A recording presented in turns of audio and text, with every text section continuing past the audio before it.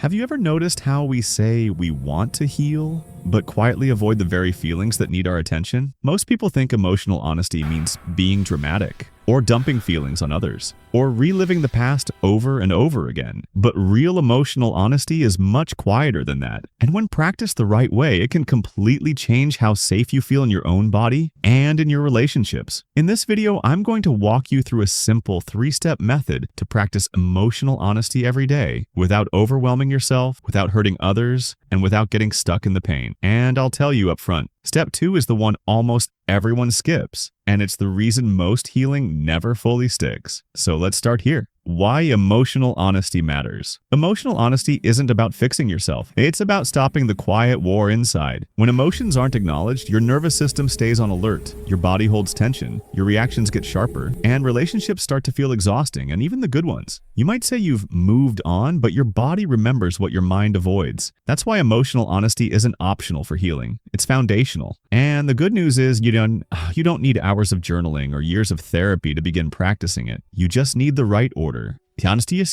Step 1. Name the feeling. Without the story. This first step sounds simple, but it's where everything changes. Most people don't feel emotions. They tell stories about them. They say things like, I feel betrayed because they shouldn't have done that. I feel angry because this always happens to me. I feel anxious because the world is unsafe. But notice, those aren't emotions. Those are explanations. Emotional honesty starts by naming the feeling without justifying it, without blaming, without analyzing. Instead of, I feel abandoned because they didn't care, try, I feel sadness. I feel fear. I feel disappointment. That's it. This step matters because your nervous system responds to clarity, not storytelling. When you name a feeling cleanly, your body begins to relax just a little, and that's enough to move forward. But here's the cliffhanger. If you stop here, healing stalls. Because naming the emotion is not the same as allowing it. That's step 2. Step 2. Allow the feeling without forcing a solution. This is the step most people rush past. We're taught to be strong, to be productive, to deal with it. So when an uncomfortable emotion shows up, we immediately ask, how do I get rid of this? But emotional honesty asks a different question. Can I let this exist without fixing it? Allowing doesn't mean spiraling. It doesn't mean reliving trauma. And it definitely doesn't mean acting out the emotion. It means giving the feeling permission to be present in your body, briefly, safely, and consciously. You might feel tightness in your chest, a heaviness in your stomach, a lump in your throat. Instead of distracting yourself, try staying with the sensation for 30 to 60 seconds. Breathe. Notice. Don't narrate. This is where something surprising happens. When emotions are allowed, your brain stops treating them like danger. And when the brain stops signaling danger, the body starts to release. But there's a fear people don't talk about. What if I let this in and it never leaves? That fear is understandable, and it leads us directly to step 3.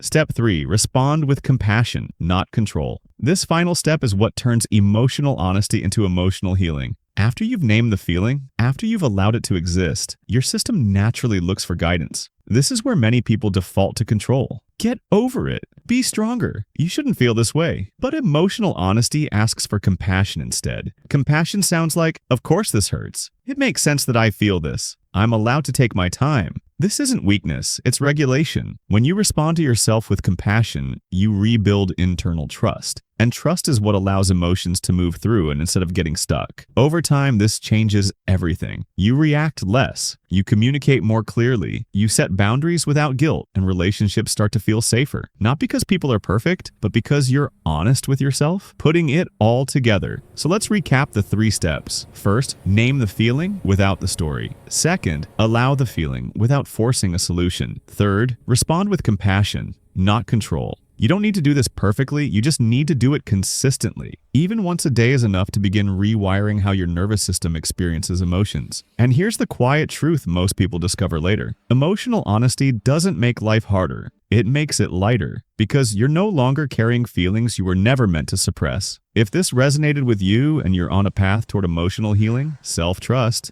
and healthier relationships, subscribe to this channel. We explore practical tools for emotional clarity, inner peace, and becoming more aligned with your true self, one honest step at a time. Your healing doesn't have to be rushed, but it does deserve your attention, and this is a good place to continue.